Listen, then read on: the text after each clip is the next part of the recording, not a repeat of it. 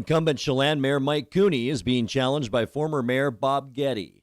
Cooney served for 8 years on the Chelan City Council prior to being elected mayor, while Goedde also served 8 years on the City Council prior to his 2 terms as mayor. A hot-button issue in this election is the reconstruction and new design of the Wooden Avenue Bridge and the possibility of the city purchasing private land for public use.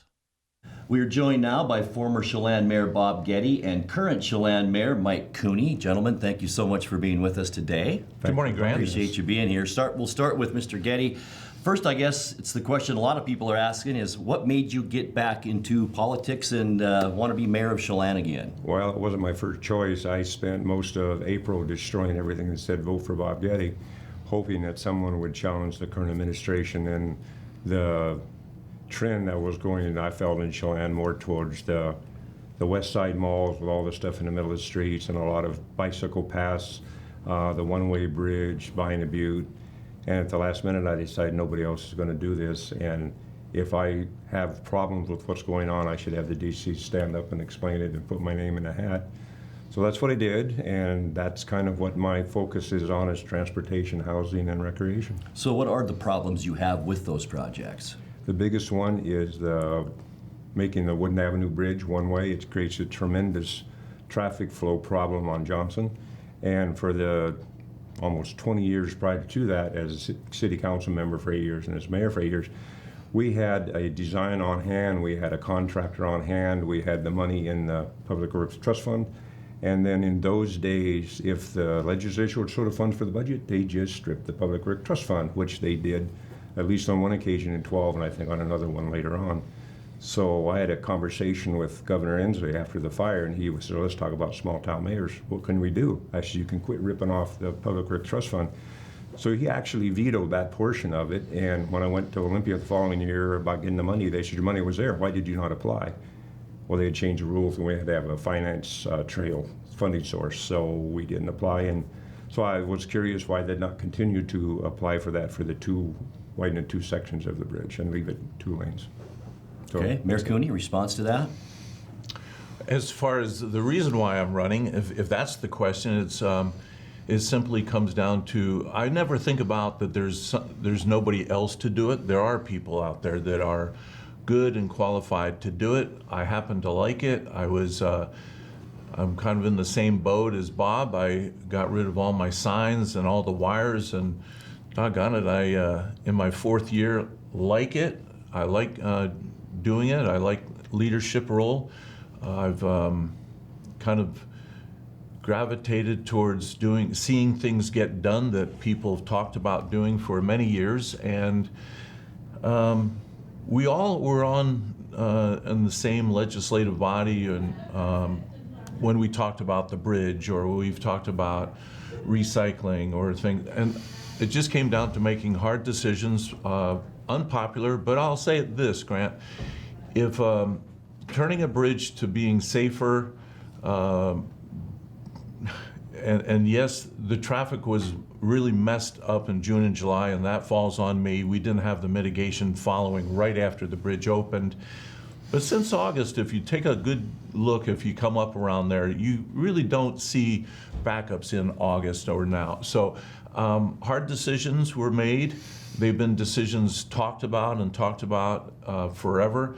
And we wanted to keep the bridge historic looking. It needed to be restored. We wanted to widen the sidewalks. And we wanted to take the opportunity to make a better entrance to our town. Now, if that is the worst thing that a town can experience, then we're in pretty good shape in Chelan. That's true. That's true. And Bob, what do you think is the most pressing issue in Chelan right now? I think I just said it. I have phone calls, I have people stop me on the street. I don't believe the intersections are done. I know they're $600,000 or more, but if we can go back and put that bridge like it has been designed and everything else to 2 lanes with the 6-foot lanes on either side, we're using modern technology, lightweight concrete, even maybe carbon fiber in some cases, to make that right so we can have it that way. One of the reasons the bridge was a problem was that we had a lot of our guests, which seems to be what the main focus is on, of standing on a bridge and watch sunset. Well, they have a new landing park, which is just below that, so you can stand there without the hassle of cars and watch the sunset across Stormy Mountain. So I think part of the need for that wider one is there. And the fact that that bridge is 90 years old and never had a reported incident, that I think it was not a balancing act by taking one lane off and giving it to the bicycles and the pedestrians. I think it could have been balanced the way it was with the wider sidewalks on both sides. And that money's there. There's $700 million in the Public Works Trust Fund. So was this an issue when you were mayor? Well, we were trying to figure it out, and most of them they couldn't figure out which route they wanted to go. It was okay, and it's not okay. And the reason that we talk about it being dangerous is one of the meetings I had with state legislatures, I actually pulled my truck up alongside, stuffed it against the sidewalk, put my camper mirrors full out, and it does hang over the sidewalk.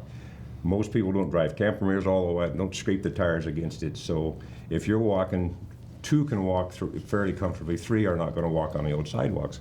And then what they did to the intersection, the streetscape on Columbia, they're not going to be able to plow that.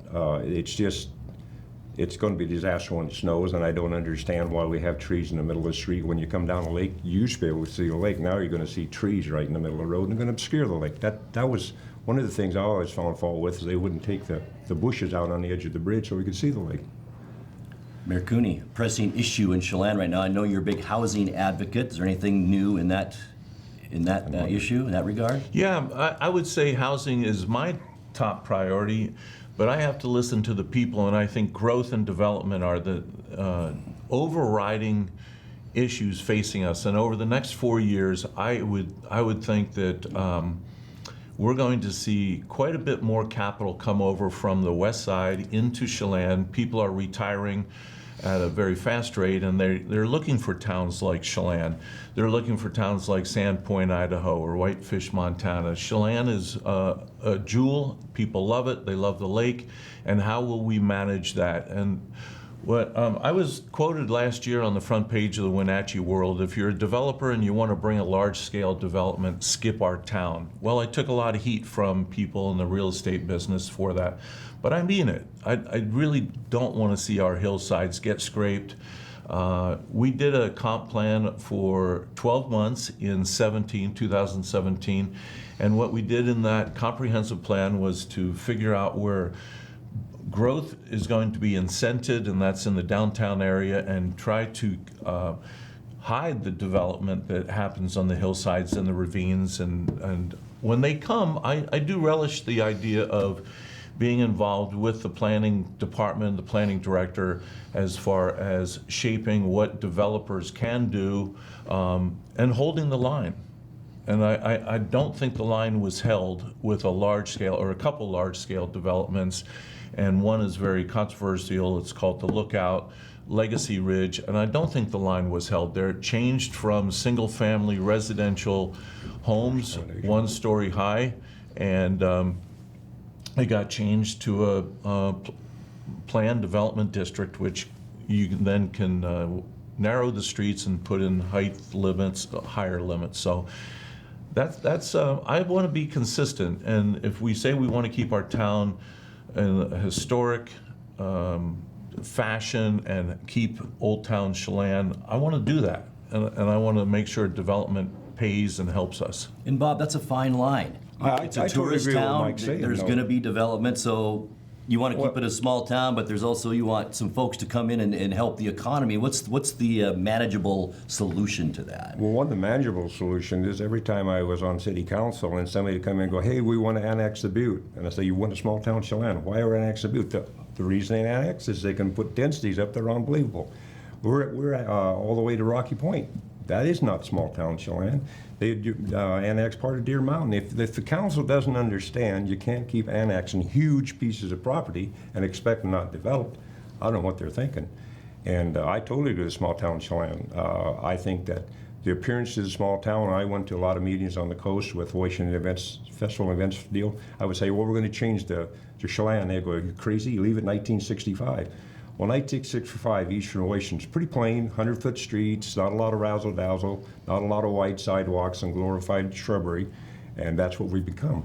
I totally agree that we need to hold the line, but when the building codes say this, and you say, I don't like that project, you're not going to build it, you're going to get sued.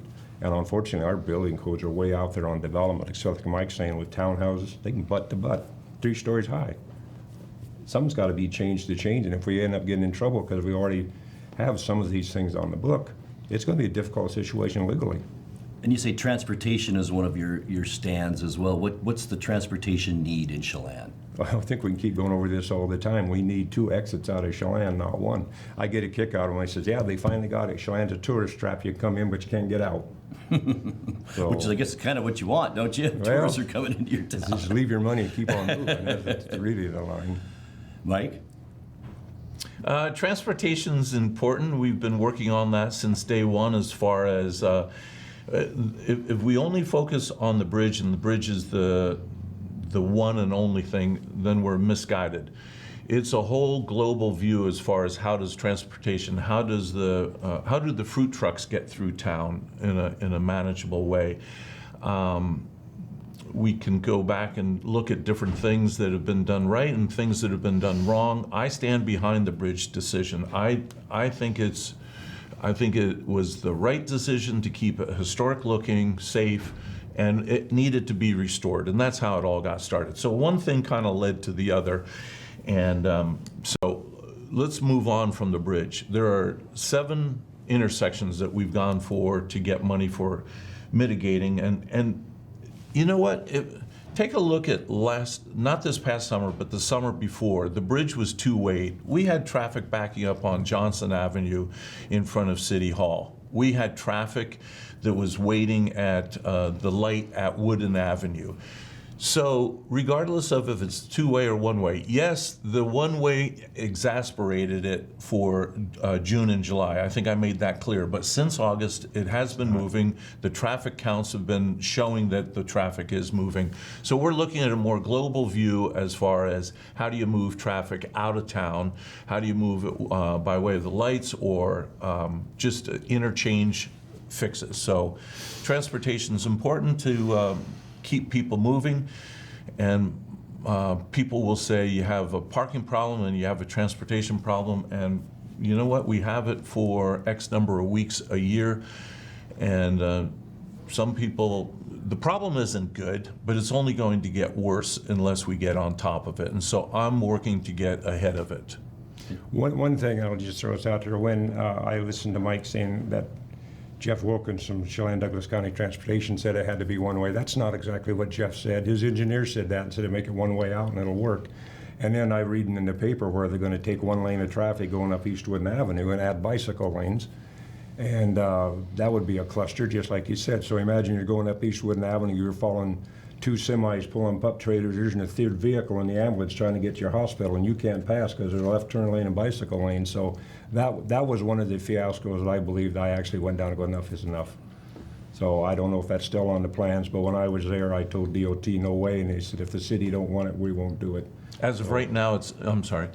As of right now, it's not on the plan. We had a meeting with 7 different traffic consultants from DOT, Chelan Douglas Transportation Council, and I just asked for them to put a stop to that.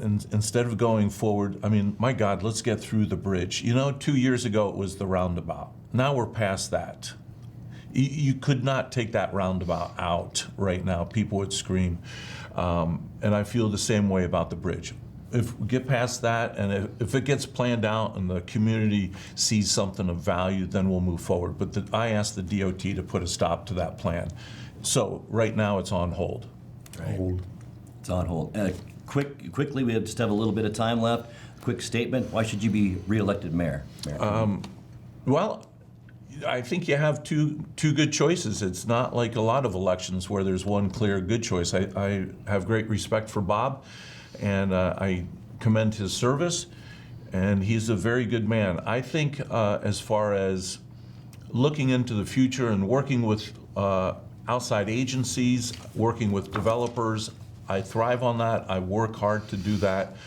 I used an analogy the other night, and I think about this a lot. I think that if you are the mayor, I think it's like driving a bus and the rest of the town is in the back of the bus. and you're looking through the windshield. It's a reason why there's a windshield that's much larger than the rear view mirror. I know that the rear view mirror is important to know where you've been, but it's way more important to know where you're going, and I focus on the future, the next 20 years. Bob, 30 seconds. 30 seconds. Well, I'm Bob Goedde, and I consider myself the common sense candidate that's going to try to bring a little bit of balance to our problems of transportation, housing, and recreation. And I think this election will determine what Chelan's going to look like going into the future.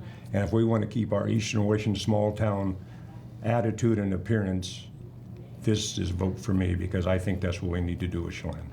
Gentlemen, thank you so much for being with us. Thanks, We really Grant. appreciate Thanks for it. having us.